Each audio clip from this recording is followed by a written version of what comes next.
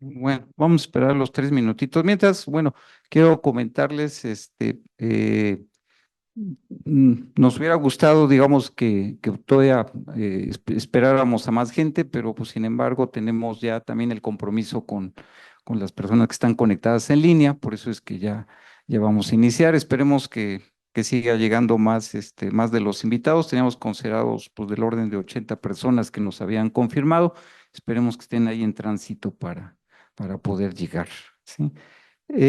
La conferencia de hoy, digo, ya pues, todo el mundo la tiene muy presente por parte de que la va a dar nuestro conferencista, Abraham Roberto Sánchez Ramírez, investigador del Instituto de Ingeniería de la UNAM, con el tema de metodologías para la intervención de edificios históricos.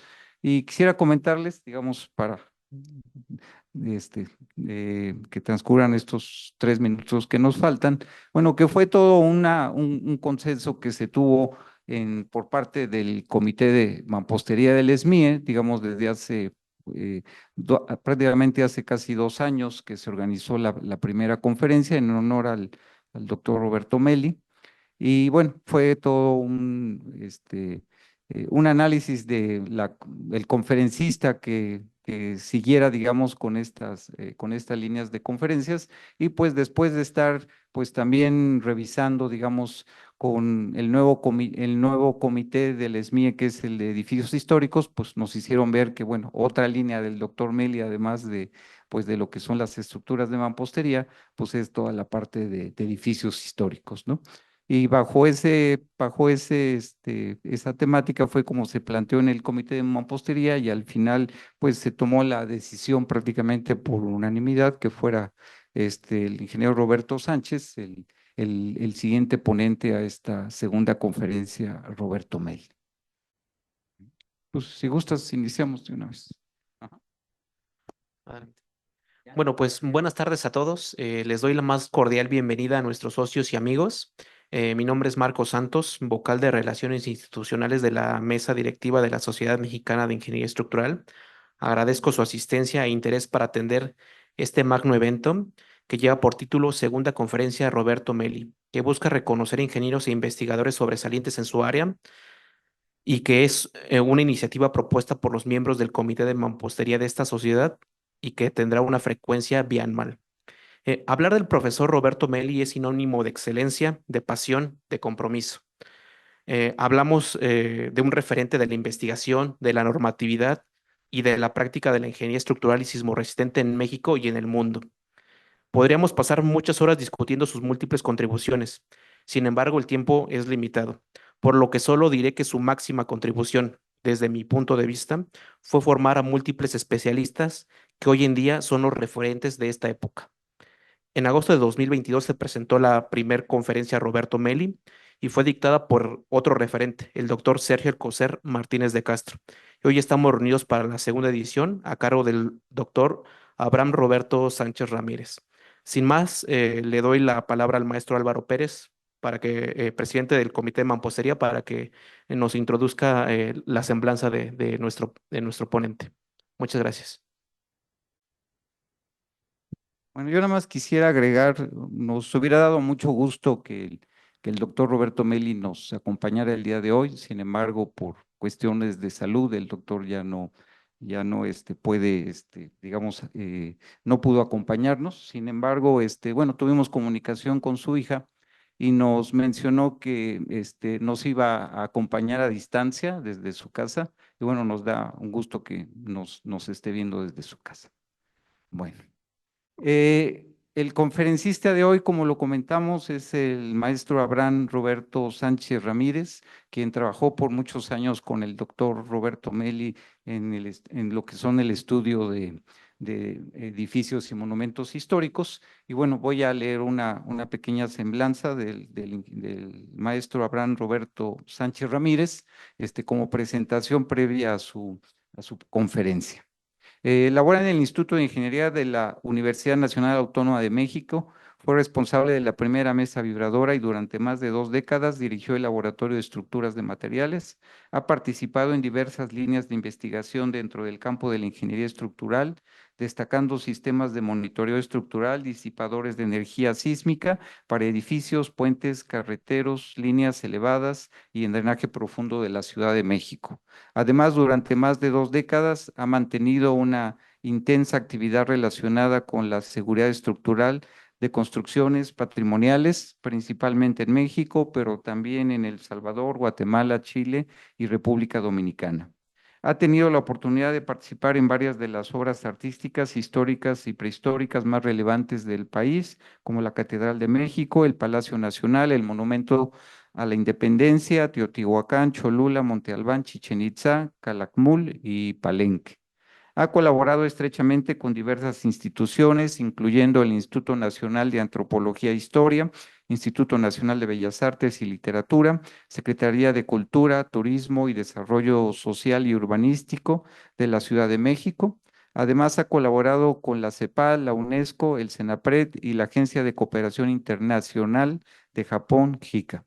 Algunos de los trabajos principales se encuentran publicados en diversos artículos de revistas y de congresos tanto nacionales como internacionales, así como en capítulos de libros e informes técnicos. Ha dirigido más de 30 tesis profesionales y por su trabajo ha recibido reconocimientos y distinciones por diversas instituciones como el The International Association of Bridge and Structural Engineering, Iglesia Católica de México, Colegio de Ingenieros Civiles AC y Instituto Nacional de Antropología e Historia. Bueno, pues démosles la bienvenida al maestro Abraham Roberto Sánchez Ramírez con un fuerte aplauso.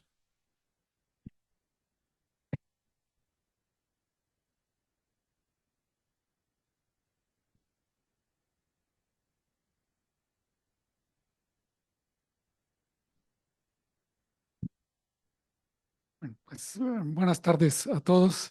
Primero quiero agradecer, o más bien externar mi agradecimiento al comité organizador por, poder presentar esta conferencia.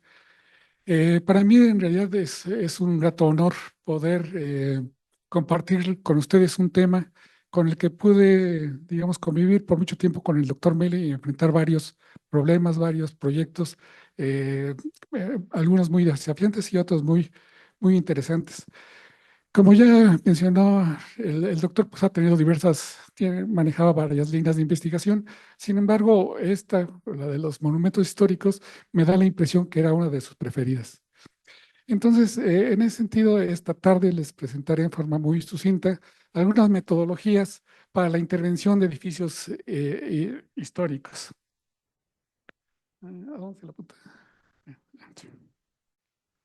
Bueno, quisiera empezar que el tema de la restauración se remonta pues prácticamente al siglo XIX, quizás uno de los primeros eh, pioneros fue el arquitecto Emmanuel Leduc, se hizo famoso por sus intervenciones y posteriormente surgieron otras personas que fueron impulsando esta línea de trabajo para el rescate de las construcciones antiguas hasta llegar por primera vez a una carta formal, que fue la Carta de Atenas.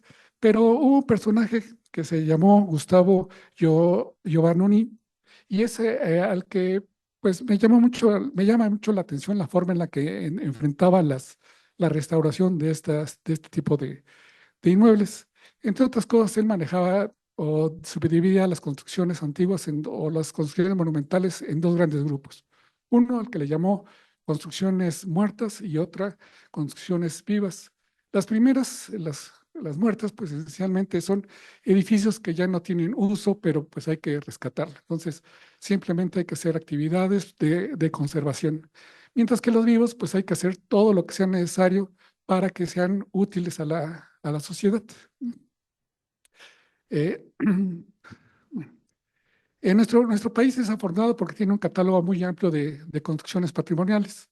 Algunas son prehispánicas, otras históricas, sobre todo las que se construyeron durante la época de la colonia, y otras más contemporáneas que son las construcciones artísticas o que tienen un valor artístico.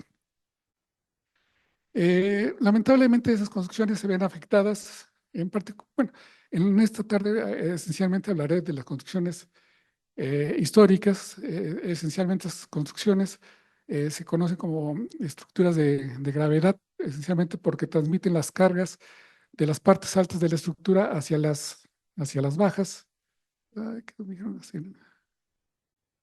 Bueno. Bueno, de las partes altas hacia las bajas, esencialmente a través de carga, con carga, mediante cargas de compresión, ¿no? O sea, estas mamposterías, al no carecer de acero de refuerzo, pues no pueden tomar esfuerzos de tensión, así es que todo lo tienen que hacer transmitiendo carga, esfuerzos de compresión. Esa situación hace que la arquitectura se ajuste a esas características. Entonces, hay obras realmente muy bien concebidas. Por ejemplo, este es un corte transversal de la catedral, donde se ve que el flujo de fuerzas cae precisamente en los centros de gravedad, tanto de las columnas como de los muros. Quiere decir que quien concibió la estructura, pues tiene una muy buena idea del funcionamiento de este tipo de estructuras. Sin embargo, pues hay varios factores que atentan contra su integridad o que influyen sobre todo en su comportamiento. Esta es una lista muy amplia. El primero es muy importante, que son los sistemas constructivos. En un momento veremos algunos detalles sobre este aspecto, pero también, por supuesto, los sismos y en el caso particular de la Ciudad de México, los asentamientos diferenciales juegan un papel importante en las afectaciones hacia este tipo de construcciones. Eh, bueno, en nuestro país ya no solo es propiamente la Ciudad de México, sino también en la zona del Bajío, muchos de los edificios están enfrentando problemas de asentamientos diferenciales, en particular en Celaya y en Irapuato, por mencionar solo algunos. Eh, la parte, los problemas políticos y sociales también han jugado un papel importante en la degradación de las estructuras. Muchas veces fueron testimonio o en ellas se desarrollaron parte de los conflictos de nuestra historia, sobre todo durante la independencia y en la revolución. Entonces, los daños que sufrieron algunos de ellos en ciertos casos fueron muy bien tratados, en otros quedaron simplemente tapados con los recubrimientos y muchos de los daños no fueron subsanados, así es que las estructuras quedan vulnerables para enfrentar otro tipo de problemas, esencialmente los problemas de sismos. Uno de los, también derivado de los problemas sociales, ha sido el abandono, la falta de mantenimiento y el abandono, sobre todo este último, en donde muchos de los edificios pues se fueron degradando. Aquí en esta imagen podemos ver cómo las mamposterías van perdiendo la argamasa, el mortero con el que fueron aglutinadas las piedras. Entonces, muchas veces eso no se atiende correctamente y los edificios, después de ser restaurados, eh, terminan siendo vulnerables ante otros factores. Es un caso también interesante de mencionar, que son los sistemas constructivos. En varias partes del país, en particular cuando las edificaciones están pegadas a los ríos, se suele ocupar piedras o cantos rodados. Entonces, para hacer las mamposterías fabricadas con ese tipo de piedras, pues son muy sensibles o muy susceptibles a las vibraciones. Entonces, a veces ni siquiera alcanzan a desarrollar un mecanismo propio de daño, simplemente las altas frecuencias terminan desbaratando las mamposterías, como las pueden ver en estas imágenes. Los hundimientos diferenciales, pues también ha sido un problema, en particular en la ciudad. Eh, Afortunadamente, el constante mantenimiento que se les ha dado a los inmuebles, pues ha permitido que éstas logren tolerar eh, las fuertes deformaciones que le imponen los asentamientos. Para atender un edificio de esta naturaleza es importante conocer las características constructivas. Generalmente cuando uno enfrenta estos tipos de inmuebles, no es suficiente con revisar los planos o hacer unas escalas exploratorias para saber de qué tipo son. A veces hay que ir mucho más allá. En este caso, por ejemplo, se tuvo que recurrir a retirar todo el recubrimiento porque en unos puntos parecía adobe, otros mampostería de tabique, pero en realidad en este muro es todo un catálogo de sistemas constructivos, ¿no? Ustedes pueden ver concreto, mampostería de tabique de barro con distintos arreglos, mampostería de tipo calicanto y sobre todo alguna mampostería, todo ello apoyado sobre adobe. Entonces, poder modelar eso es, pues incurriríamos en varias emisiones, quedando la estructura o nuestras conclusiones quedarían, subestimarían la capacidad de la estructura. Ah, caray. Bueno. Entonces, eh, no solo es necesario en ciertas cosas, en ciertos temas, retirar los recubrimientos.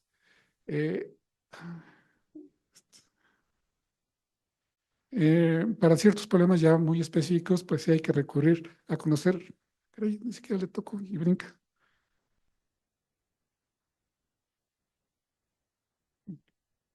Bueno, hay que recurrir a conocer las propiedades mecánicas de los materiales. En este caso, uno de los primeros problemas que se enfrentaron que fue extraer algunos corazones de las columnas de la catedral. Las columnas, aunque daban la impresión de ser sólidas, en realidad tienen un núcleo de una mampostería de una calidad muy baja. Eh, entonces, pues en este caso, se obtuvieron también mamposterías de otro edificio para poder conocer las propiedades mecánicas de de, del- de este tipo de sistema constructivo.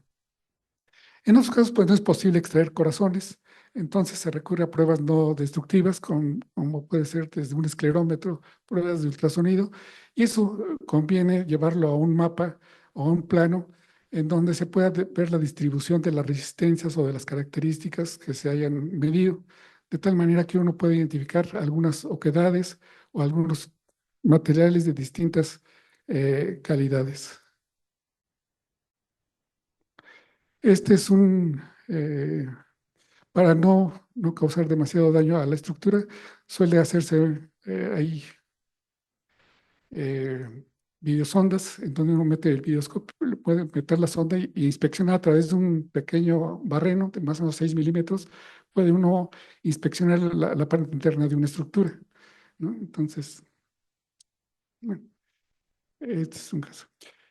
Eh, hay otros elementos que también debemos de analizar con cuidado. Por ejemplo, la madera juega un papel importante en cierto tipo de estructuras. Cuando está expuesta al ambiente en ciertas partes suele degradarse. Entonces, una manera simple, pues es generalmente con un lápiz, un picayelo, poder evaluar la calidad de la madera. Sin embargo, de una manera más objetiva se puede hacer a través de un resistógrafo. Los resistógrafos son como una especie de taladro en donde se hace una perforación en la madera ese taladro está de alguna manera equipado con un medidor de la energía que va consumiendo. Entonces, a la medida que va uno introduciendo la broca en la madera, eh,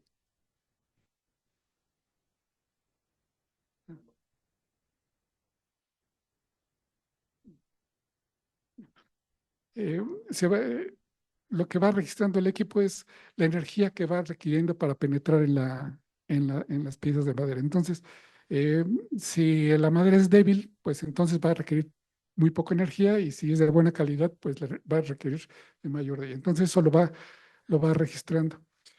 Así es posible, por ejemplo, identificar madera que aparentemente se dañó por un incendio, pues que en realidad el daño es superficial y uno puede seguir confiando en la capacidad de la estructura, en lugar de tener que desecharla o reemplazarla por otra. Bueno, con el avance de la tecnología, ahora se pueden usar cámaras termográficas. Las cámaras termográficas pues, nos permiten identificar las propiedades térmicas diferentes de los materiales. Entonces, por ejemplo, en este caso, que son piezas es el centro escultórico en el Centro Cultural Universitario.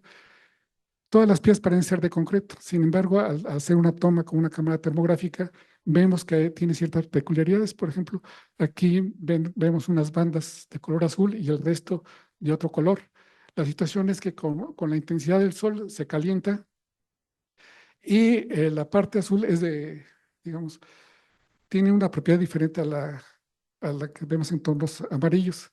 La situación que el azul es concreto y lo demás es biguete y bóveda. Entonces, lo que en el plano decía que eran todo de concreto, de hecho, sí estaban los planos, al tomar la cámara, pues vimos que que tenía otras propiedades. Entonces, eso nos permitió luego meter una sonda para poder investigar por el interior y corroborar que efectivamente no era de concreto como estaba en los planos. Mm. Bueno, el radar de penetración son técnicas que usan los geofísicos, suelen ser muy importantes en este tipo su aplicación en este tipo de obras. Por ejemplo, en el piso nos permite identificar si hay oquedades. Es muy común que en este tipo de inmuebles existan entierros a nivel de feligresía. Entonces, en este caso particular, había un interés, bueno, había particular interés para apuntar a la bóveda que había resultado muy dañada en el sismo del 17.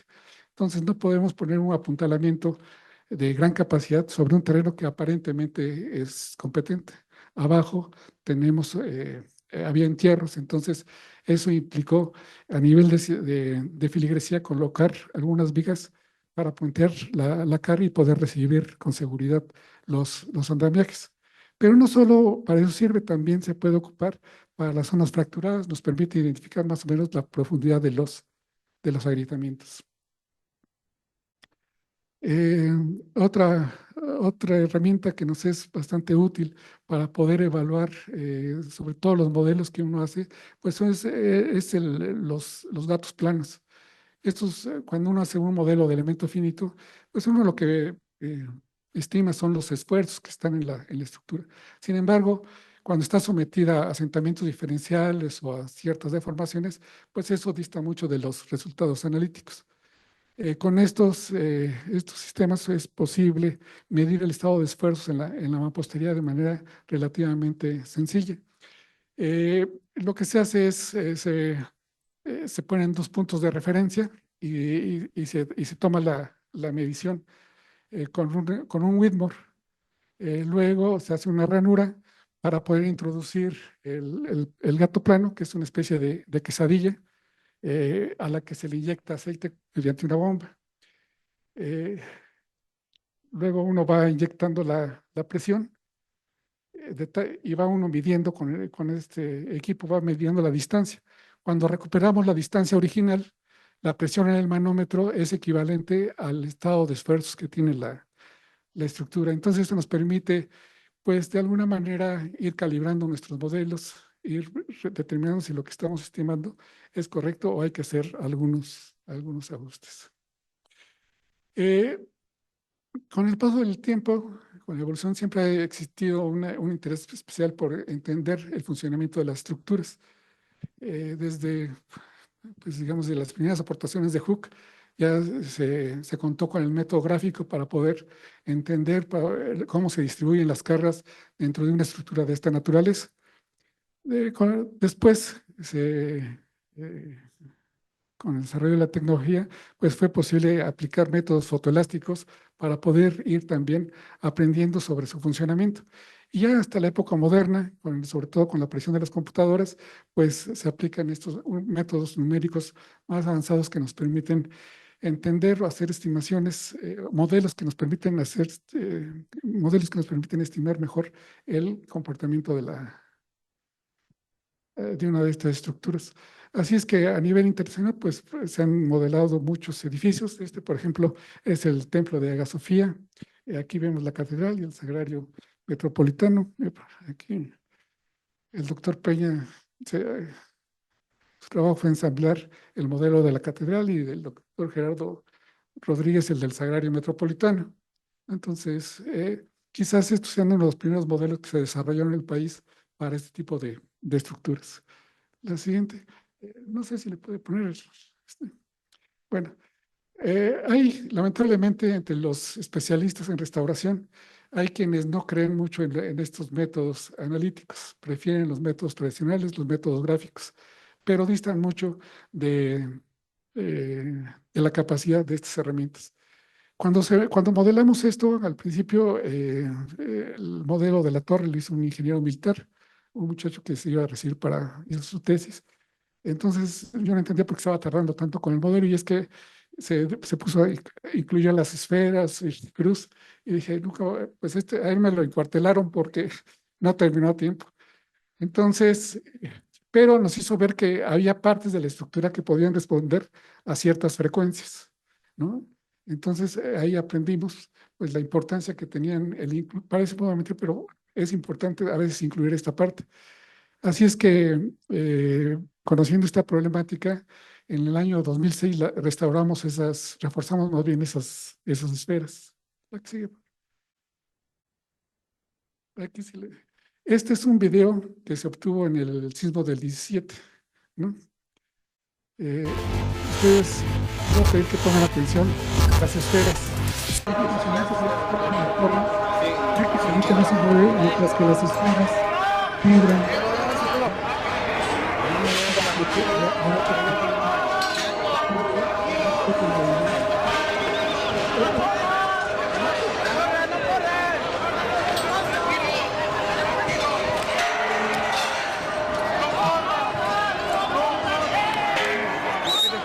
Sí, sí, sí, sí.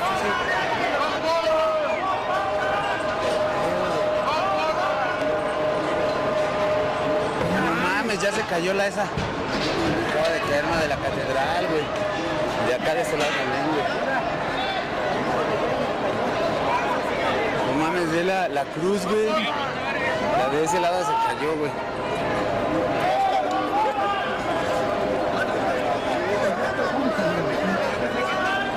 Entonces, ustedes pueden ver cómo los modelos, pues de alguna manera nos permite anticiparnos a ciertos problemas. Eh, por supuesto, hay problemas mucho más complejos que es muy difícil de modelar. Un caso, por ejemplo, es el caso en Guadalajara. Se construyó un túnel para el metro a un costado de la catedral. Entonces, generalmente cuando se construye un túnel se genera una cosa que le llaman los geotécnicos una cubeta de asentamientos. Eso hace que las estructuras giren hacia donde está la clave del túnel. Entonces, hay estimaciones numéricas para poder entender de qué magnitud pueden ser esos movimientos, pero para este tipo de construcciones es necesario instrumentar. Hay que dar seguimiento, hay que monitorear la respuesta de la estructura para poder realmente corroborar lo que le está sucediendo y poder advertir de manera oportuna cualquier síntoma de comportamiento inapropiado. Entonces, aquí, en este caso de la cátedra se instalaron eh, tilmeters, que son como plomadas de albañil de alta tecnología, y una estación robótica. La estación robótica son estas estaciones totales que miden, prácticamente son robots que miden varios puntos con cierta frecuencia. Entonces, con ellos fue posible, bueno, para este caso en particular se construyó una pantalla y lo que vemos en la gráfica es los asentamientos que se produjeron. La caída en la gráfica ilustra prácticamente corresponde a la construcción de la pantalla, que fueron más o menos del orden de un asentamiento de 1 centímetro. Luego, ya con la construcción del túnel, prácticamente la catedral no se enteró. Entonces, fue de alguna manera, más bien fue acertada la solución que propusieron los geotécnicos en ese sentido. Para la conservación y la rehabilitación, pues, es necesario eh, pues partir de un diagnóstico, ese diagnóstico eh, de alguna manera lo obtenemos o logramos llegar a él a través de los estudios, no sé, que acabamos de ver hace un momento. En la restauración de los edificios, hasta hace mucho tiempo, se concentraba en sellar las grietas. O sea, los edificios viejitos, lo que hacían esencialmente es sellar las grietas, reconstruir las zonas afectadas, robustecían algunas partes y en ciertos casos pues modificaban de alguna manera la estructura. En este caso estamos viendo la ampliación de la base de una torre campanario. Esta es la imagen central, corresponde a la Catedral de Oaxaca. La imagen superior es una imagen actual y la de abajo es a principios del siglo XX. A consecuencia de los sismos que se han dado en el estado, pues decidieron cambiar esa parte para hacerla menos sensible. Lo que sucede, menos vulnerable. Lo que sucede es que ese tipo de portadas, ese tipo de remates, lamentablemente están en el acceso principal. Entonces, en caso de un sismo, lo primero que hace la gente es salir, ¿no? Y generalmente es donde las personas pierden la vida porque se les viene abajo en los remates, aunque a veces no son tan grandes, hacen unas cosas pequeñas para que a esa altura se venga abajo. Eh, Como les decía, una de las prácticas principales es la consolidación de las grietas. En el ambiente de los restauradores, la reparación de las grietas pues, es algo muy cotidiano y la práctica en general consiste en algo que llaman abrirle los labios a la grieta. Abren como una especie de ranura en la parte superior, luego le ponen rajuelas de piedra o de tabique o de cualquier material y luego inyectan una lechada que generalmente pudo haber sido de cal y arena. Generalmente es una arena cernida, una arena de río. La arena de río se caracteriza por tener las partículas redondas. Entonces, al introducirlas dentro de las oquedades, pueden fluir bueno, con mayor facilidad en el interior. En ciertos casos, esas mezclas son enriquecidas con cemento o en otras con pozolanas. A veces se utiliza el polvo ¿cómo se llama? De ladrillo para mezclarlos para enriquecer la mezcla, o bien polvo de tezontle.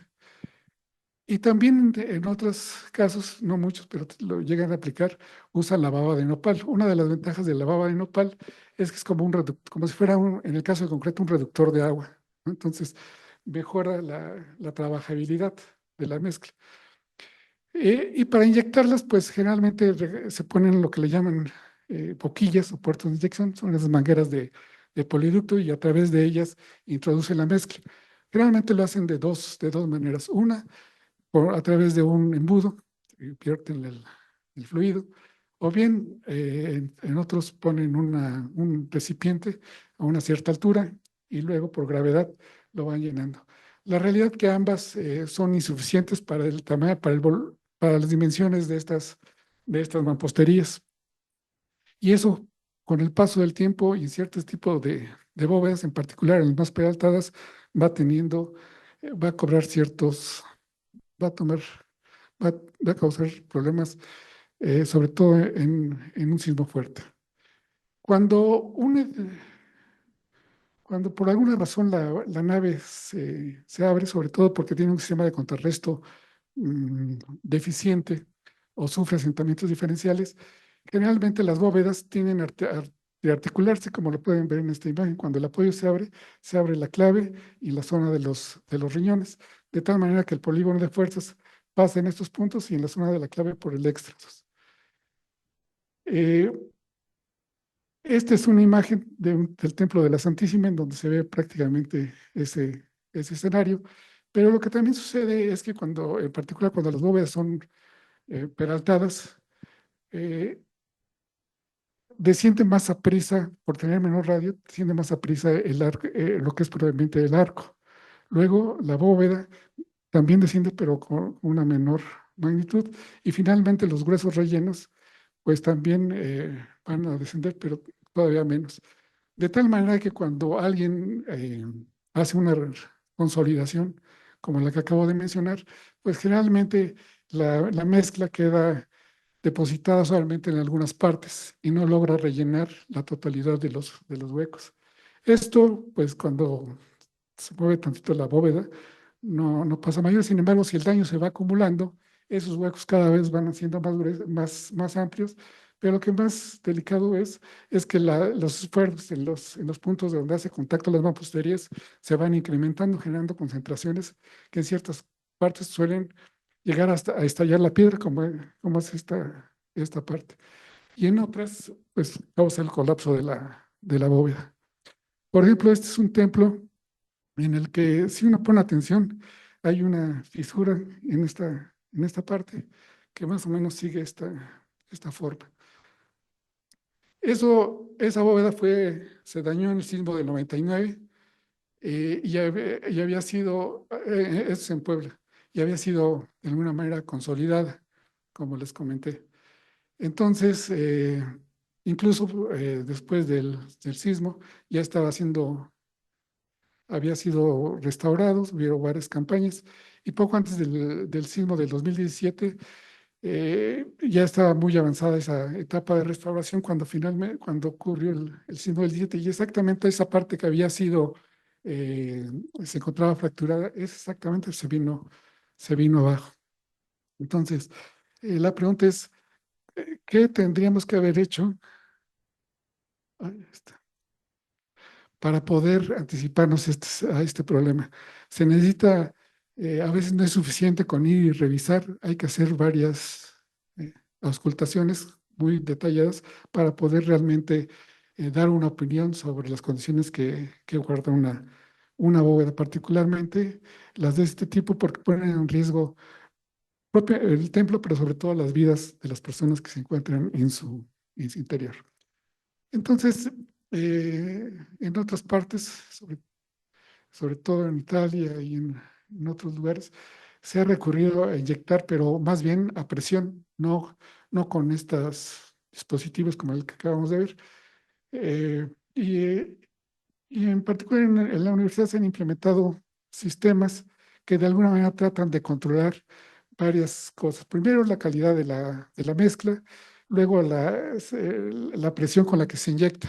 O sea, generalmente se ponen manómetros en los puertos de inyección pegaditos a ellos para poder garantizar que el fluido pues va a entrar y que tampoco nos vamos a exceder.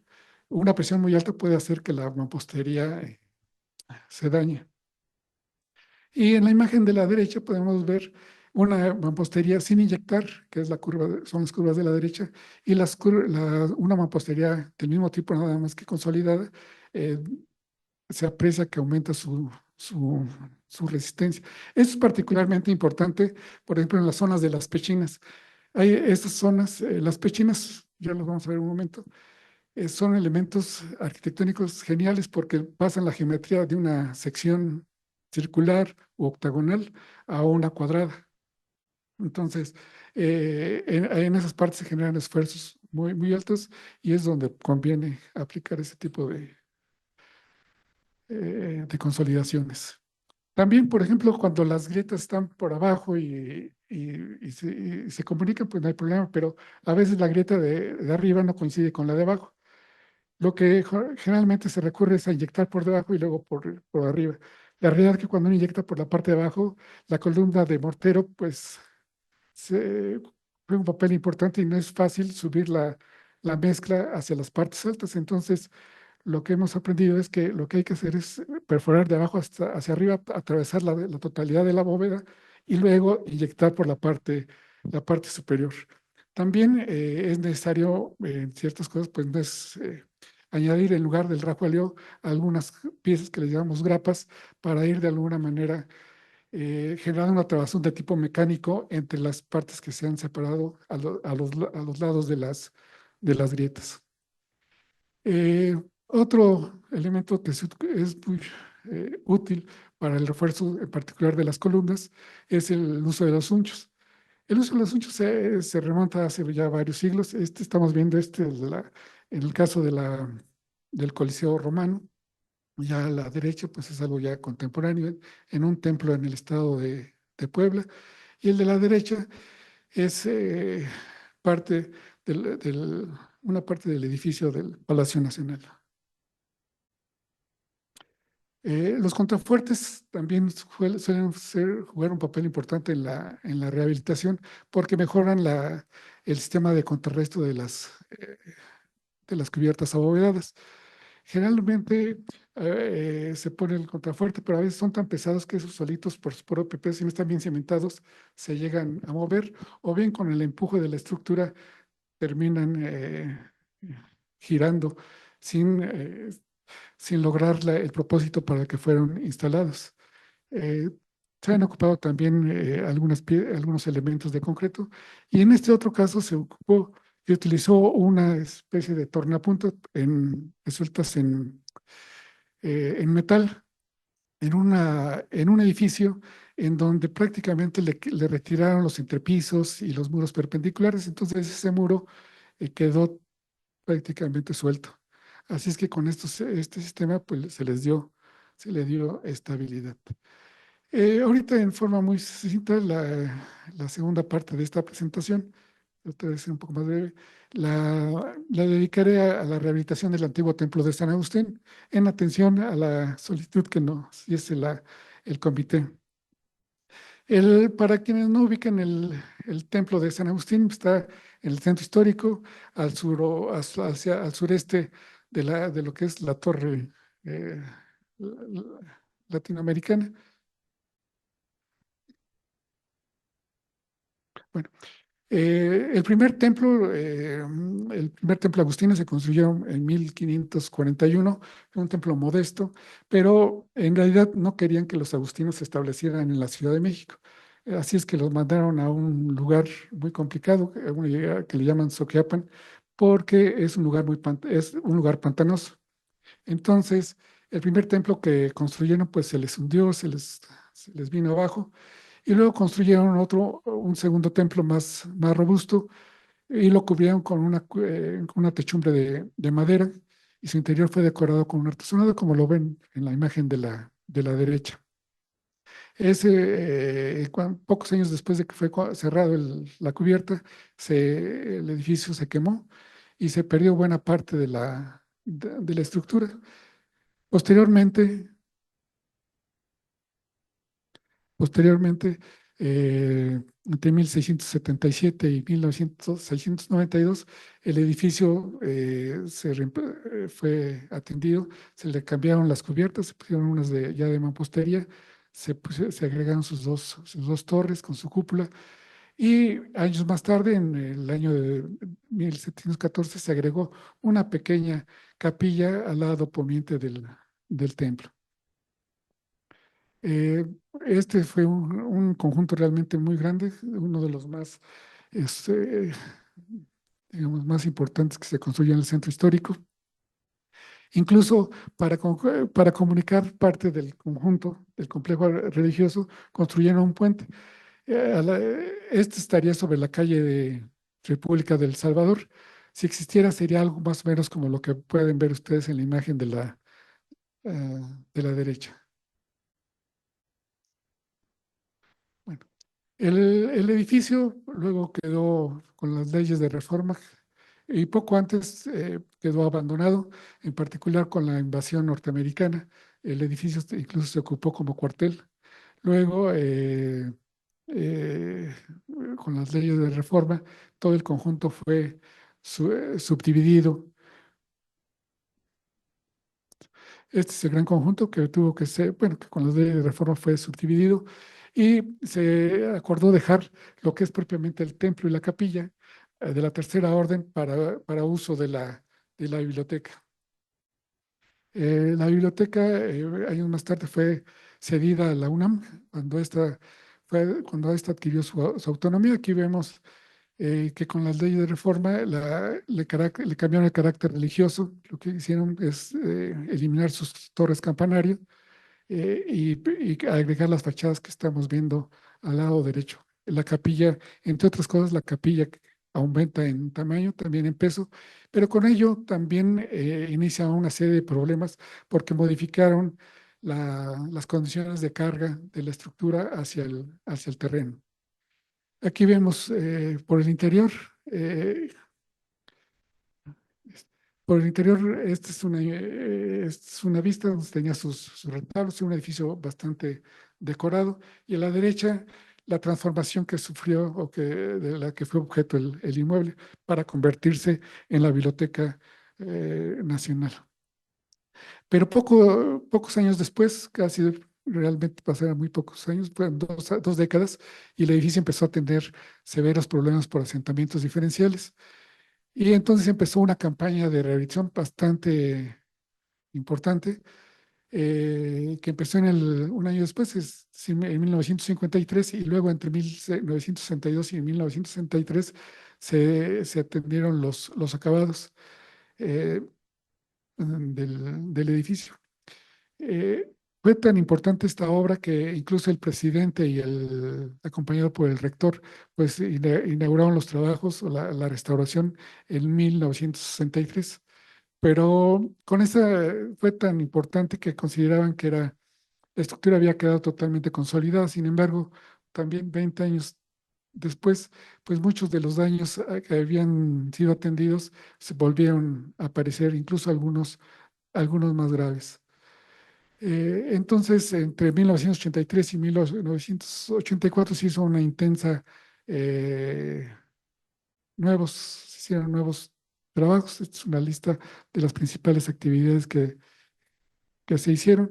Y entre otras, la ventana que se había abierto para formar la biblioteca la cerraron. Los niveles, como el edificio se había hundido, subieron, hicieron rellenos prácticamente de 1 metro, y también decidieron retirar los rellenos. Y, y luego, en el sismo del 85, apenas había sido restaurada el edificio. Parte de esos pretiles se vinieron abajo en el sismo del 85. El resto del edificio no le pasó nada, pero si recuerdan el problema de los apéndices, bueno, pues se vino abajo esa parte, causando la muerte pues prácticamente de todos los pasajeros que iban en ese autobús. Eh, Luego, pues el edificio prácticamente quedó abandonado, sobre todo a partir de 1993, cuando finalmente el fondo reservado es trasladado a Ciudad Universitaria. Entonces el edificio queda abandonado, poco uso se le dio, y a partir de ese momento empieza la degradación del inmueble de una manera podríamos decir que vertiginosa. Aquí vemos algunas escenas pocos años después, cómo se fue degradando. Se empezaron a caer algunas partes. Aquello que se veía muy arreglado, pueden ver ya severos problemas de humedad, desprendimiento de aplanados, algunas partes de mampostería. Eso empezó a dañar las esculturas que están en su interior. Algunas manos se fracturaron, incluso otras perdieron hasta la cabeza. Bueno, simplemente como referencia, el edificio mide 73, casi 80 metros de largo por 30 metros de ancho, que comparado con la catedral, pues sí es más pequeño. La catedral alcanza casi los 180 metros de longitud. Sin embargo, su nave central tiene poco más de 12 metros, y es equiparable a la de la catedral, incluso la altura de la nave. Entonces, esto, pues de alguna manera, hacía que el templo fuera uno de los más suntuosos construidos en aquella época. Debido a los daños que tenía el edificio, se le encomendó al ingeniero Santoyo que hacía la revisión del inmueble, y primero que hizo, pues, revisar las condiciones de la cimentación, e hizo el esquema que se ve a la derecha, donde se ve que los muros están desplantados sobre estacones de madera, y que sobre la nave central hay algunos arcos invertidos. Estos arcos se le atribuyen, bueno, la presencia de esos arcos se le atribuyen al arquitecto Claudio de Arciniega, porque él en alguna de las visitas detectó severos problemas en la cimentación. Claudio de Arciniega fue el que se encargó de hacer la cimentación para la Catedral de México. Aquí vemos entre los estudios que hace el ingeniero Santoyo, encuentra que el edificio se había hundido para 1995 del orden de 2,5 metros, entre el punto 101 y el 72, se había hundido del orden de 2 metros, casi 2,5 metros, y que la tasa con la que avanzaban los asentamientos en el periodo que él estudió era del orden de 14 milímetros, casi 15 milímetros por año. Y con ello, pues la estructura que giraba sobre todo hacia el poniente, como lo pueden ver ahí en la imagen. Los desplomos son realmente alarmantes, alcanzan valores del orden casi de 5%. Entonces, con lo que él había analizado y estudiado de la intervención que se hizo en Bellas Artes y que se pretendía aplicar para la catedral, lo implementó aquí primeramente en el templo, intentó obtener los asentamientos diferenciales en la zona de la capilla, y esa fue una primera aproximación con la propuesta que él hizo. Después, 3 años después, hizo una segunda intervención que un par de meses también la amplió. Entonces hizo 3 campañas de inyección del subsuelo. En total inyectó del orden de casi 1.500 metros cúbicos de mortero. Finalmente, después, algunos años después, en el 2012, después de analizar el patrón de asentamientos, se decide añadir 158 inclusiones distribuidas en las zonas grises que ustedes aprecian ahí en la imagen. Ya con ello, si uno da seguimiento a esos mismos puntos, uno observa que pues, el asentamiento diferencial de esos se va abriendo como si fuera abanico. Si bajaran sobre una misma línea, querría decir que el edificio simplemente va asentándose de manera uniforme, pero al irse abriendo, pues nos indica que se va generando este asentamiento diferencial. Sin embargo, después ya de la segunda inyección, uno puede apreciar que la curva, que es la diferencia entre esta y esta curva, eh, cambia afortunadamente de dirección. Entonces, aunque el edificio se hunde, ya lo hace prácticamente de, de manera uniforme.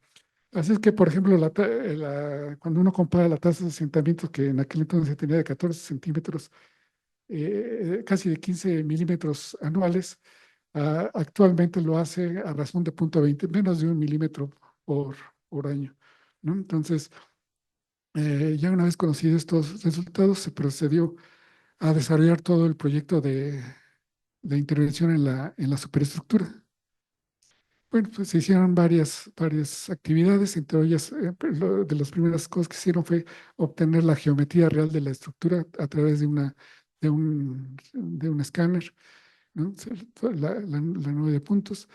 Eh, Se hicieron algunos modelos basados en la obtención en las propiedades mecánicas que previamente se habían obtenido para la catedral. Y también se desarrolló un modelo de elemento finito en donde, entre otras cosas, aprendimos que las descargas, bueno, se estimaron cargas realmente muy elevadas que transmite la estructura al terreno, del orden de incluso que pueden rebasar las 50 toneladas por metro cuadrado. Aquí simplemente son algunos de los resultados. Ante cargas gravitacionales, y el que está a la derecha es antisismo. Mm. Eh, y una cosa que también nos dimos cuenta es que la interacción que hay entre la capilla y el templo, que es uno de los principales problemas que ha tenido en el comportamiento de los daños principales, se concentran en la frontera entre ambos edificios, ¿no?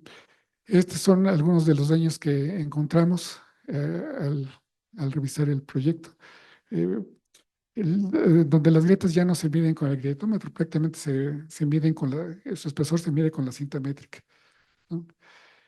Muchas de las cosas que también pudimos apreciar al comparar los daños del año 52 con el 2003, que prácticamente eran los mismos, y bueno, entre esos años, pues entre esos momentos estuvieron reparando las grietas. Lo mismo se ve en la imagen de la derecha. El mismo patrón de grietas, poniendo atención, es el que se se tenía en el 2013. Por la parte, aquella reparación que se había hecho en los años 80, cerrando las ventanas, pues ya para el año 2013 ya tenía este escenario. Son grietas realmente aparatosas que cruzan el espesor completo del muro. Estamos hablando de muros de poco más en ciertas partes, de poco más de 1 metro de espesor, ¿no? Las cúpulas, debido al coseo que se genera, presentaban grietas radiales, La imagen, como al momento de hacer el levantamiento no se contaba con andamios, pues no se logran identificar no logran destacar. Sin embargo, eran grietas muy aparatosas. Lo mismo se encontraron grietas horizontales en la zona del tambor, ¿no?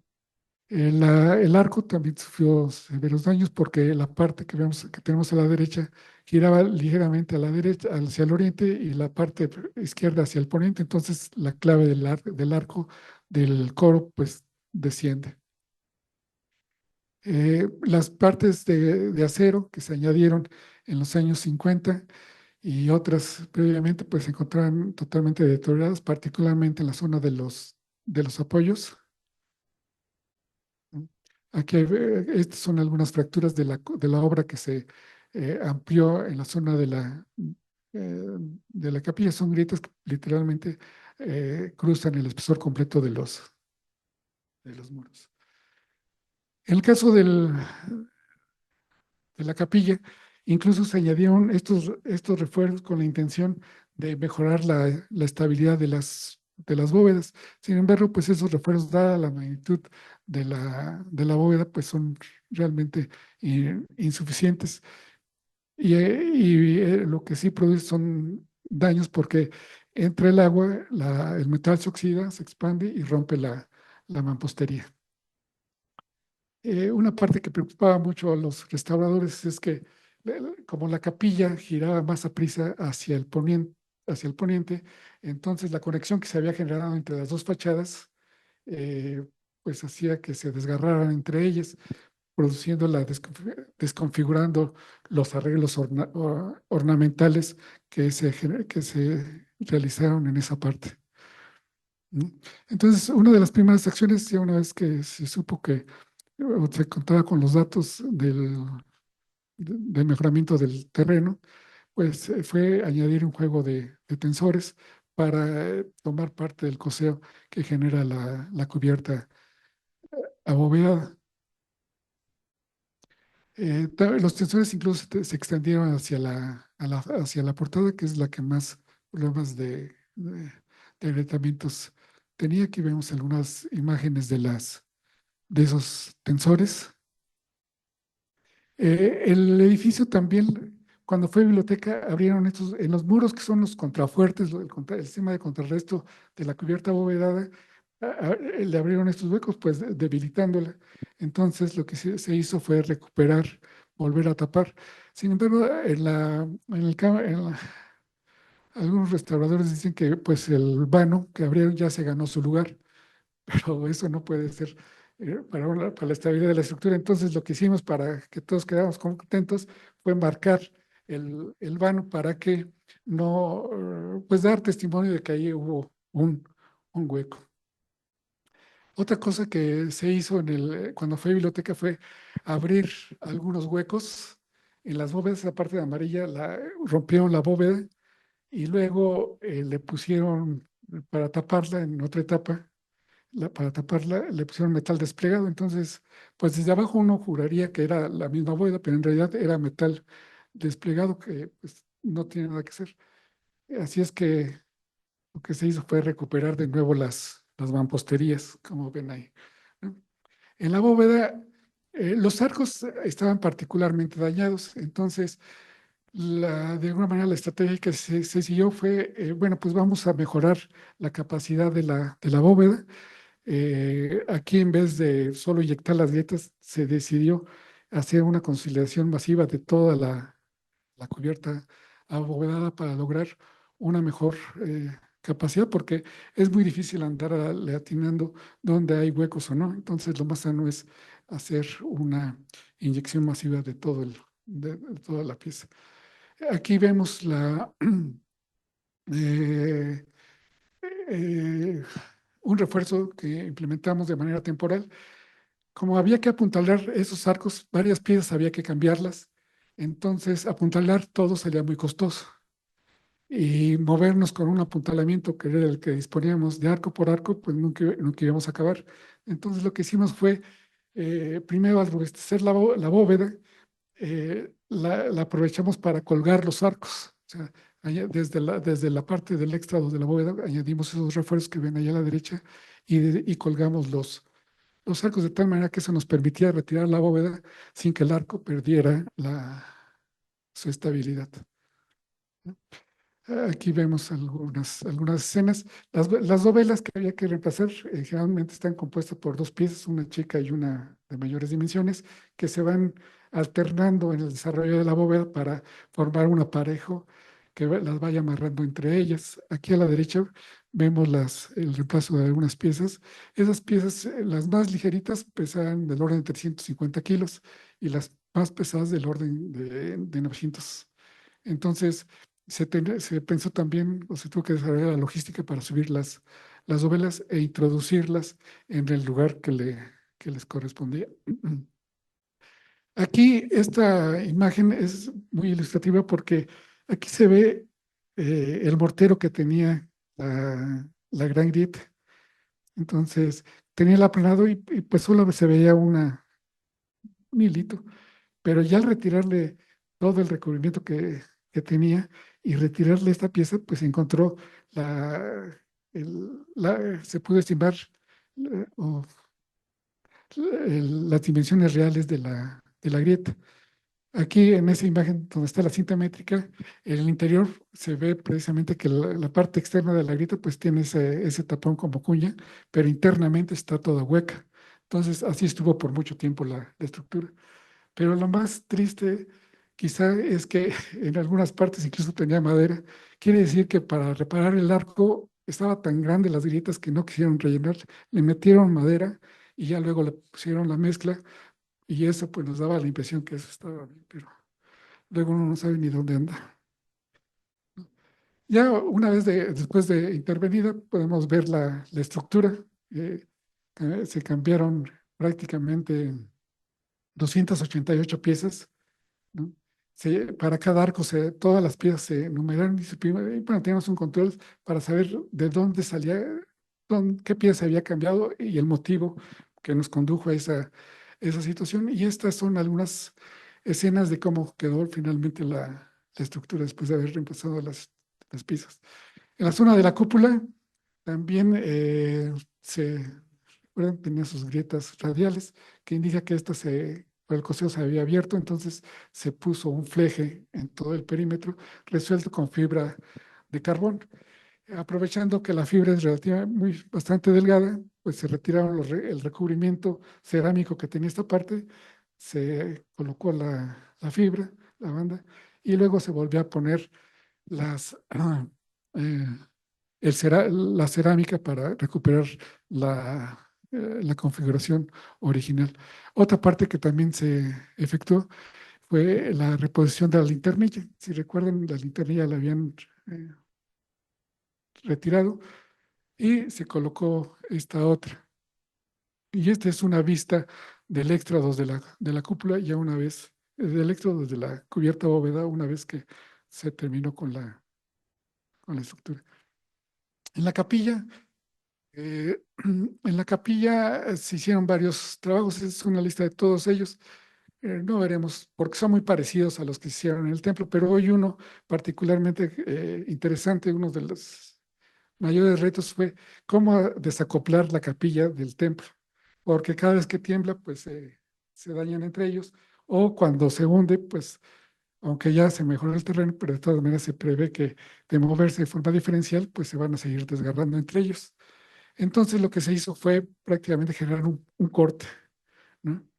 Eh, es este, uy, eh, bueno, adicionalmente al corte, y ahorita veremos algunos detalles, también este techo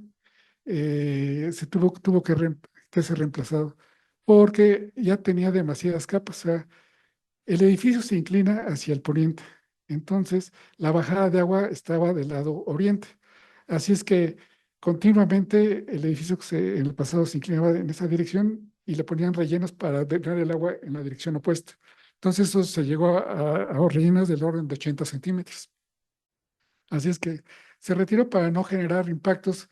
Se utilizó una cortadora de filo de diamante para poder cortar todos esos capas de concreto que habían añadido en el pasado. Eh, También otra cosa que se hizo fue, con apoyo de la FAT, de la Facultad de Artes y Diseño, eh, tratar de hacer una reproducción de los copones que habían colapsado y hacerlos, pero ahora en fibra de vidrio. Eso pues se puso a consideración del INA. La realidad no se han colocado todavía. No sé si finalmente dieron permiso o no, pero se tiene un prototipo y la realidad que no parece ser de piedra, ¿cómo se llama? De fibra de vidrio, da una apariencia muy semejante a la de la piedra. Esto permitiría pues reducir el riesgo del lado de la fachada. El corte que se hizo, aquí hay unas imágenes del corte que se hizo para separar las dos estructuras. Se utilizó una cortadora de hilo, que es como la que ven en la imagen superior derecha. Esencialmente funciona como si fuera un hilo dental. Se hace un par de perforaciones en la pared, en lo que vayan a cortar, una arriba, otra abajo. Se introduce el hilo, que es más o menos como 3/8, un poco menos. Y luego con esta polea se hace girar. La polea se va jalando. Entonces los hilos, el hilo se va acercando en la zona de la pared y genera un corte pues bastante recto. Eh, Sin embargo, hay partes de la piedra que es un poco más dura y eso desvía de alguna manera la trayectoria del hilo. Entonces, lo que se hace, o lo que hicimos fue, aprendimos también que ese hilo corta el acero, corta la piedra sin ningún problema, pero lo que no corta es la madera. Entonces, le pusimos una guía de madera para que el corte fuera perfecto. Entonces, cuando ustedes ven, literalmente es como si lo hubieran hecho con un marcador y quedó perfecta la separación. Eh, Luego, en la zona de la fachada, aunque la parte de ingeniería no tiene que ver con la restauración, a veces es útil los conocimientos de geometría que tiene el ingeniero. Entonces, lo que se decidió fue, esta parte se había separado. Entonces, como la parte decorada debería estar acá, se desensambló toda la parte decorada y se volvió a llevar a la esquina. Y la parte, pues digamos, y el resto, pues se complementó con con, con el mismo recubrimiento. Pero se corría el riesgo de que la portada se moviera fuera del plano. Para ello se le dotó a estas partes, se pusieron varios puntitos de un machimbrado. Del lado del templo se puso la hembra y del lado de la capilla el macho. Les muestro una imagen. Aquí está. Entonces, este es simplemente uno de los detalles. Este sería el lado del templo y el otro pieza va hacia la capilla. Aquí tenemos la hembra y el otro lado es el macho. Ambos son de tubo de acero inoxidable para que no haya problemas con el paso del tiempo y eso lo que permite es que la capilla, de seguirse separando, no desgarre no se desgarren entre ellos. Y en caso de algún sismo, algún movimiento fuera del plano, pues esta sigue apoyada con el templo a través de ese conector especial, ¿no? Ah, bueno, aquí está ya la imagen. Aquí se ve la junta prácticamente perfecta. Ahí ven, es una imagen actual que muestra que pues sí ha habido movimientos diferenciales, pero eso se va perfectamente sobre la junta sin que haya problema de desgarramiento entre la parte decorada. Bien, finalmente eh, quisiera comentarles que pues tras la rehabilitación efectuada, la seguridad de ambos edificios pues se espera que por varios años se mantenga así, que no suceda lo que pasó en las intervenciones anteriores. Pero mientras tanto es importante pues mantener el monitoreo y el seguimiento de la estructura para poder detectar cualquier síntoma de comportamiento inapropiado en sus estructuras. Eh, por otra parte, con relación a las metodologías, es importante mencionar que en la mayoría de los casos, las medidas correctivas están enfocadas en tratar de restituir la capacidad estructural original, sellando las grietas y reconstruyendo localmente algunas áreas severamente dañadas. Sin embargo, la vulnerabilidad sísmica ha persistido. El sismo del 17 mostró que eso no es suficiente, hay que hacerle algo más a las estructuras para lograr una mayor seguridad, un mejor comportamiento del inmueble. Eh, por eso es que es importante lo que acabo de mencionar, que las nuevas intervenciones pues vayan más allá de restituir las condiciones originales, permitiendo incrementar la capacidad estructural del, del inmueble. Eh, Esta obra se hizo en coordinación con con varias dependencias de la universidad, entre ellas, sobre todo o particularmente con la Dirección General de Patrimonio Universitario, con la Dirección de Obras y Conservación y con el Instituto de Ingeniería.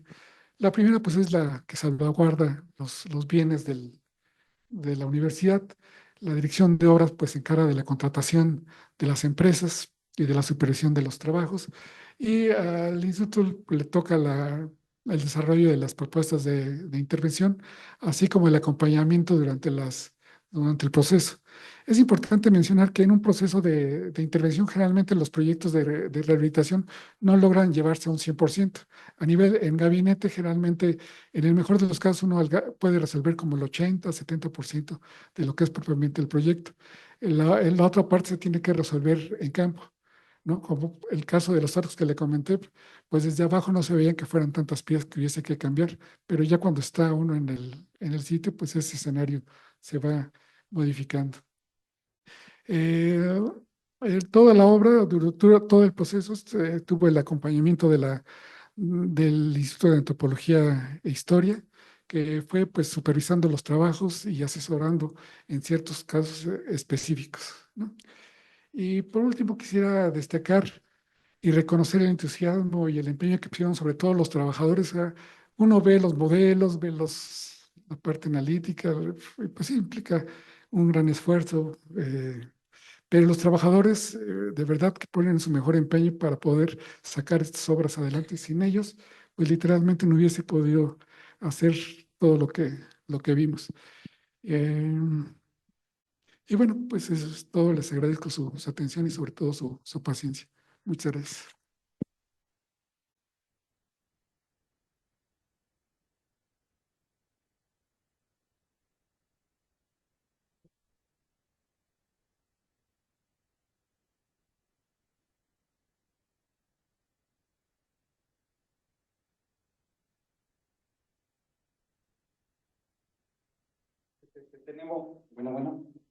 Tenemos tiempo para algunas preguntas. Ujú. Vamos bien de tiempo. Ujú. Entonces, pues, adelante con las dudas o preguntas hacia el ingeniero. Bueno, ¿qué tan difícil llegar a un consenso entre la parte de la ingeniería y el concepto teórico y la parte arquitectónica de no puedes modificar nada aunque se esté cayendo? Eh, bueno, como al principio comenté con este arquitecto Gustavo, eh, la idea de lo que puede ser útil y de los edificios que pueden ser utilizados, aunque sea necesario hacerles algo que hay que hacerles para que sea seguro el edificio, ¿no? Entonces, eh, pues no hay dos opciones. Una, o se deja, ¿no? Con los métodos que ya vieron, que ya vimos nada más de restaurar, que son grandes inversiones y el tiempo la duración de esa actividad pues es muy corta. Reparar las grietas es una práctica común y sí, uno entra al edificio ya reparado y pues se ve bien. Sin embargo, hay cosas que no se pueden corregir. Por ejemplo, los hundimientos diferenciales, los desplomos, eso no hay manera de echar paso atrás. O sea, el daño poco a poco se va acumulando y la estructura cada vez se vuelve más vulnerable. El quedarnos exclusivamente con la restauración, pues no es, me parece que en ciertas cosas no debe ser opción, ¿no? En este caso particular, me parece que Lina estuvo de nuestra parte, estuvo muy consciente de los problemas, pero al ver, por ejemplo, las arquerías, generalmente no nos dejaría cambiar tantas dovelas, pero cuando ve estos escenarios, pues no tiene más bien es consciente de la situación y pues termina dando permiso para el reemplazo de las piezas, ¿no? La linternilla, por ejemplo, que desde los años 80 querían cambiarla, querían poner una parecida a la original, pues ellos dijeron, hay que ponerla, pero no exactamente igual, porque si no estaríamos, lo que dicen, causando mintiendo de alguna manera en la solución, ¿no? Estamos generando una cosa que no es original, entonces, más bien, junto con ellos se diseñó la linterna y entonces ya todo el mundo se vuelve corresponsable, ¿no? Ujú. Sí. No sé si... sí. Bueno. Ujú.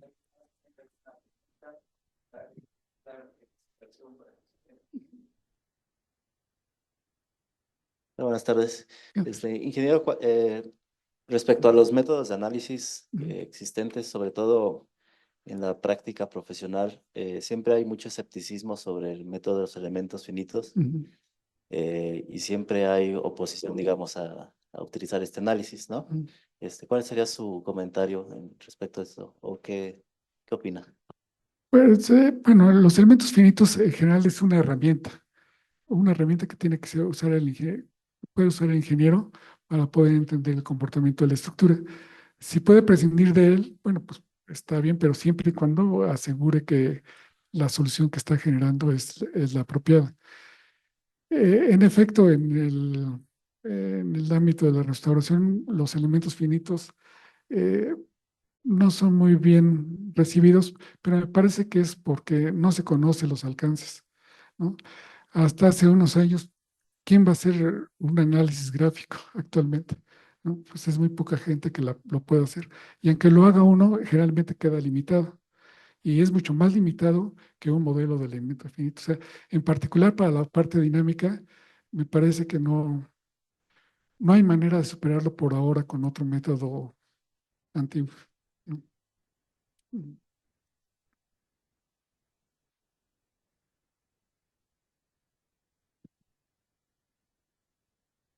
En cuanto a presupuesto, ¿cómo funciona? O en este caso, en este ejemplo específico, Mm. ¿se tiene un presupuesto libre?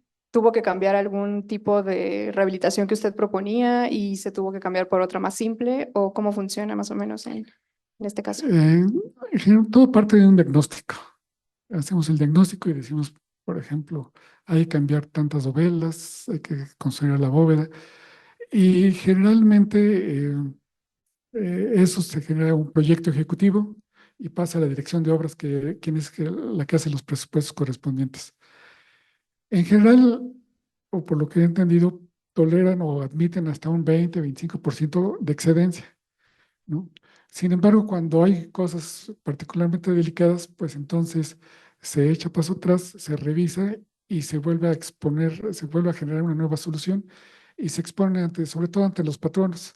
Si hay recursos, pues se sigue adelante, si no, se detiene esa etapa y se espera que existan los recursos correspondientes, ¿no?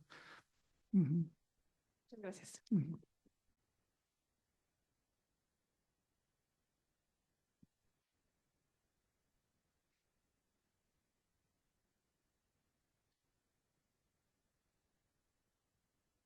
Ingeniero, muchas gracias por su presentación. Yo tengo una duda respecto al, no sé, se puede decir, diseño sísmico de esta rehabilitación, ¿desde dónde se parte? O sea, tomando en cuenta que pues, estos edificios son históricos, ¿cómo aplicar la normativa actual o qué normativa tienen que aplicar en el diseño de este reforzamiento Ujú. o de esta restauración? Pues generalmente nos basamos en el reglamento, ¿no? Y diseñamos o revisamos para coeficientes de utilidad de uno. Y en función de eso vemos la fortaleza y la debilidad del inmueble. Por ejemplo, estos edificios pueden depender mucho de los muros. Si hay una demanda fuerte del muro y no es suficientemente competente, pues vemos la manera de que lo sea. Si solamente requiere consolidación, pues aumentamos la capacidad. Si requiere algún refuerzo adicional, pues se lo añadimos.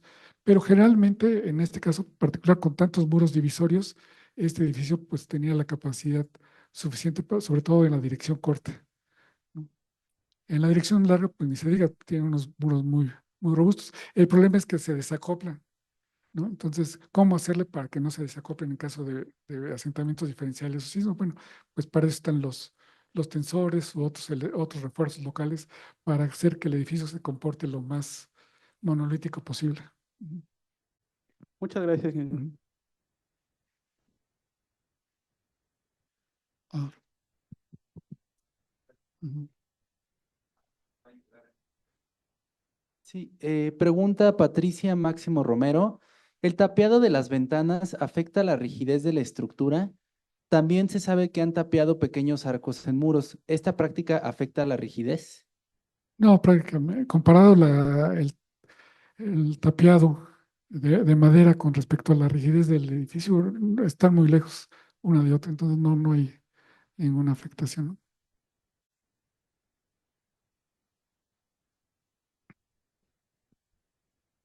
José Luis González Espíndola nos dice, ¿las intervenciones a los templos cambia la clasificación histórica de los inmuebles? No, bueno, que yo tenga entendido, en ningún templo que hayamos intervenido le han modificado su clasificación. Alfredo Ortiz Pastor pregunta, ¿con qué normativa y de qué año fue analizada el diseño del edificio para el caso sísmico? Fue con la del 2004, me parece. Ujú.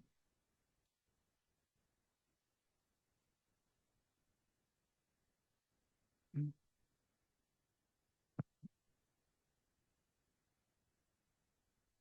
Esta estructura, ¿cuál es el uso que se le va a dar? O...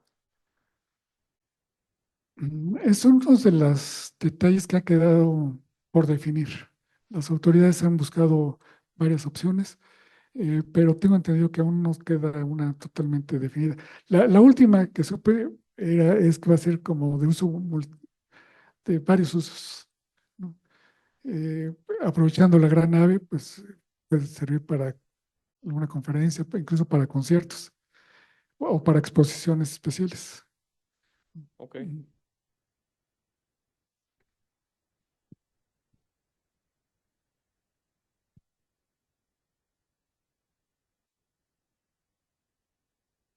Eh, ¿Se puede aplicar baba de nopal para impermeabilizar las bóvedas?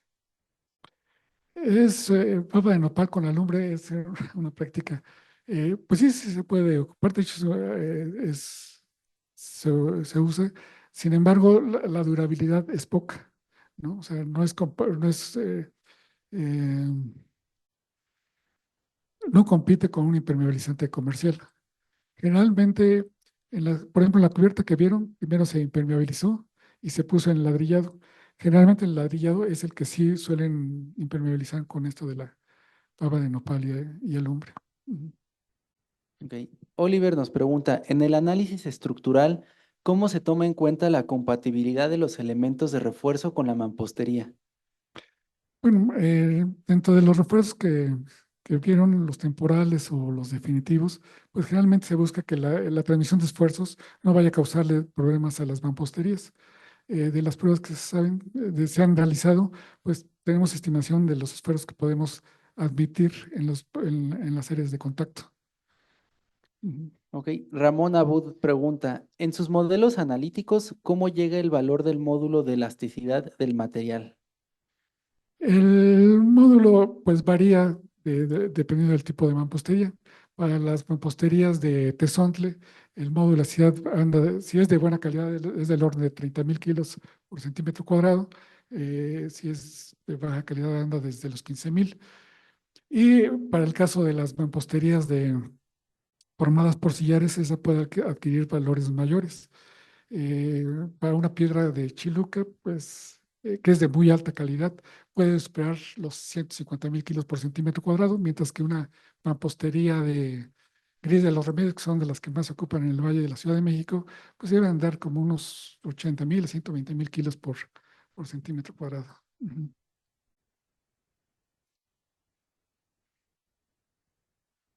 Mm.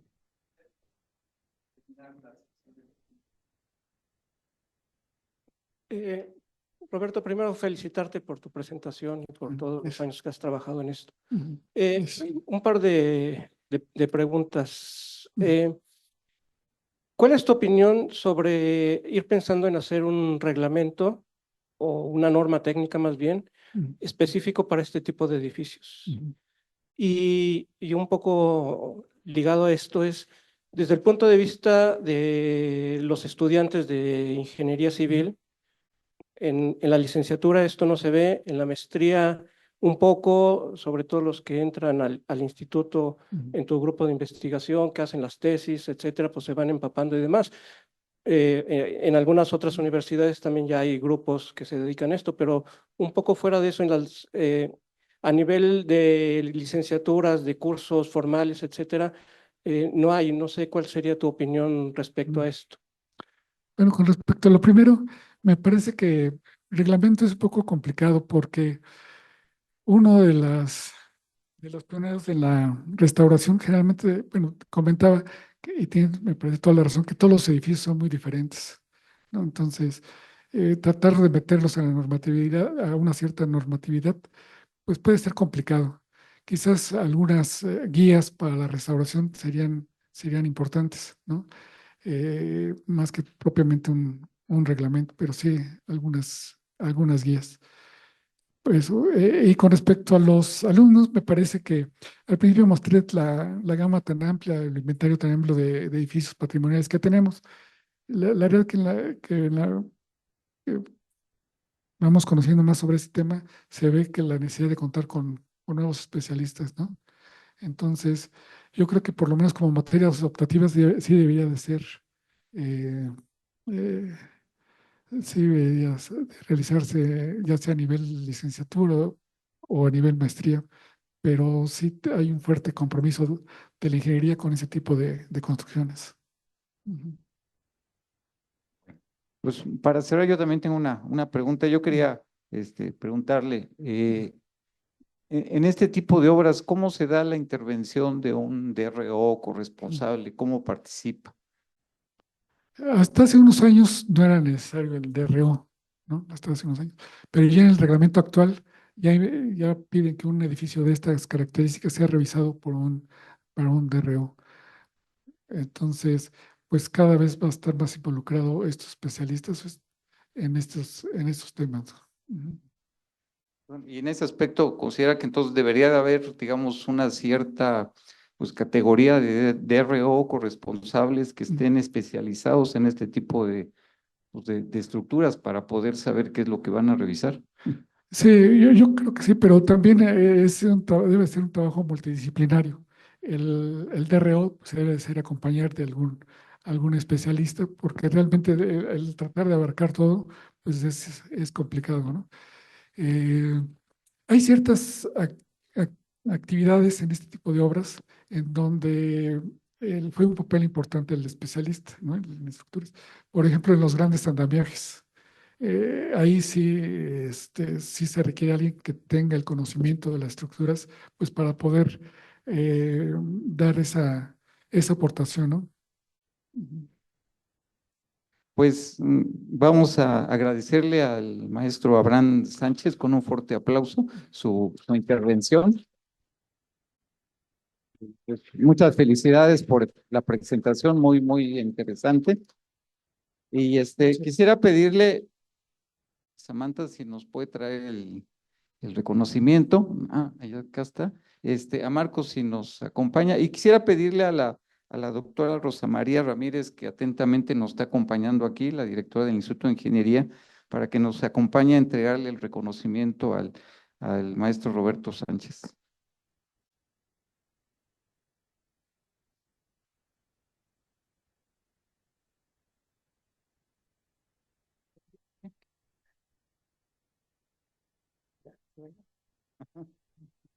Muchas felicidades, muchas gracias por apoyarme.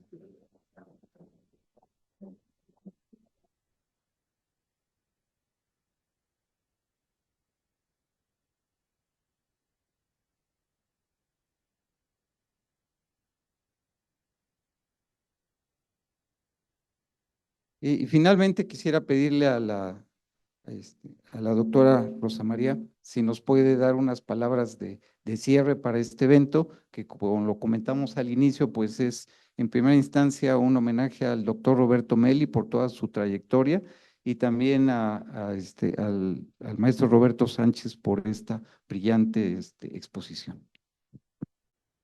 Muchísimas gracias. Muy buenas tardes a todos y todas quienes nos acompañan en esta ocasión de la presentación de la segunda conferencia Roberto Meli Piraya, investigador emérito y muy querido académico del Instituto de Ingeniería.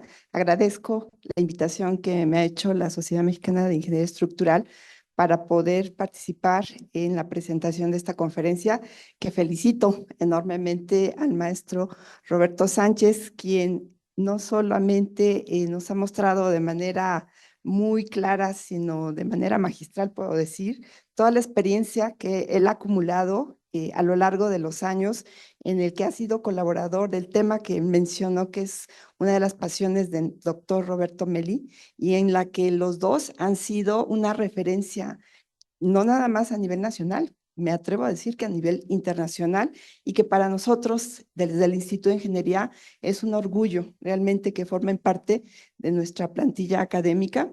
Y bueno, yo que no soy experta en el tema, pues me quedé, aprendido mucho, me quedé asombrada de ver todas las técnicas actuales. Él hizo un recorrido de las técnicas de caracterización de los edificios históricos para poder hacer un análisis estructural, poder hacer el análisis como de la estabilidad de los edificios, de las obras, y con ellos poder pues proponer alguna intervención conveniente para asegurar una mayor estabilidad estructural que soporte pues los embates de, ¿no? Bueno, aquí se habló de los sismos, pero por supuesto tenemos varias obras históricas o edificios históricos donde están sometidos, por ejemplo, a huracanes, que ahorita como estamos viendo, pues hay gran riesgo, ¿no? Entonces yo creo que toda la capacidad que tiene tanto el maestro Roberto Sánchez, su grupo, y todavía aunque el doctor Roberto Meli, pues su salud está un poco débil, pues sigue de alguna manera dando algunas sugerencias, algunas ideas que van a ayudar a que nuestros edificios históricos pues se sigan preservando, sigan siendo pues lo que nosotros es el orgullo, ¿no? De los mexicanos desde, ya lo mencionó, desde la época prehistórica, el México moderno, la época prehispánica también. Entonces, para nosotros, ese es un orgullo que haya en esta segunda conferencia del doctor Roberto Meli, pues presentado el maestro Roberto Sánchez, y me imagino que en 2 años, mencionaron, va a haber otra conferencia, pues va a ser igual de interesante esto, y los invitamos a que sigan participando. Muchísimas gracias.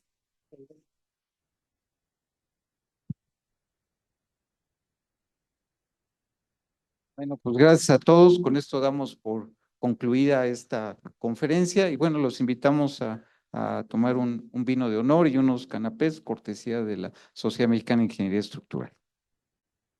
Digo que me emocioné, dije,